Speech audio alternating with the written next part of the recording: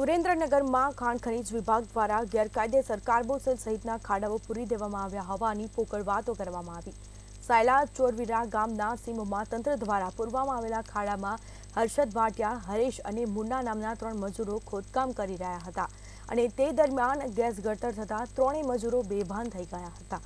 તેમાંથી મૃતક હર્ષદ અને હરેશનું મોત નીપજ્યું, જેને લઈને જમીન માલિક સહિત 3 શખ્સો સામે સાયલા પોલીસ મથકે ફરિયાદ દાખલ કરાઈ। વિસ્તારમાં ખેતી માટે પાણી કે અન્ય કોઈ ઉદ્યોગ કે વ્યવસાય ન હોવાથી મજબૂરીથી લોકો આ મોતના કૂવામાં મજૂરી કરીને મોતને ભેટી રહ્યા છે।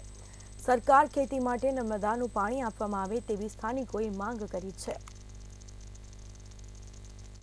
ચોરાવીરા ગામના સીમ વિસ્તારમાં ગેરકાયદેસર રીતે કોલસો કાઢવા માટે જે જગ્યાના માલિક હતા એવા એક જગ્યાના માલિક, એક જે ખેતર હતું એ જગ્યાના માલિક પીઠાભાઈ જગાભાઈ પાંચાલ તથા અન્ય 2 વ્યક્તિઓ ગોપાલભાઈ ભરવાડ તથા બાબુભાઈ આલ, આ 3 વ્યક્તિઓ ભેગા થઈ અને ત્યાં ગેરકાયદેસર રીતે કોલસા કાઢવા માટેના પ્રયત્ન કરેલ અને એમાં જે ખાડો ખોદવામાં આવેલો હતો એ ખાડો ખોદતા જ તેમાંથી એક ઝેરી ગેસ અંદરથી બહાર નીકળતા જ 2 વ્યક્તિઓ સ્થળ ઉપર જ ગુંગળાઈને મરી ગયા હતા। અમે નાના માણસ 500 રૂપિયા મજૂરીએ કામે ગયા હતા અને આ ઘટના બની છે અને આપ સરકારશ્રીને વિનંતી છે કે અમારું આ ન્યાય મળે એવું કાર્ય જલ્દીથી કરશે અને અમારે અહીંયા નર્મદાનું પાણી પણ આવતું નથી, એટલે જમીનમાં કઈ બહુ ઉપજમાં વળતર મળતું નથી। છે જે ખાણ ખનીજ વિભાગે જે પહેલાં ખાડા બૂરવામાં આવ્યા અને અત્યારે હાલની તારીખમાં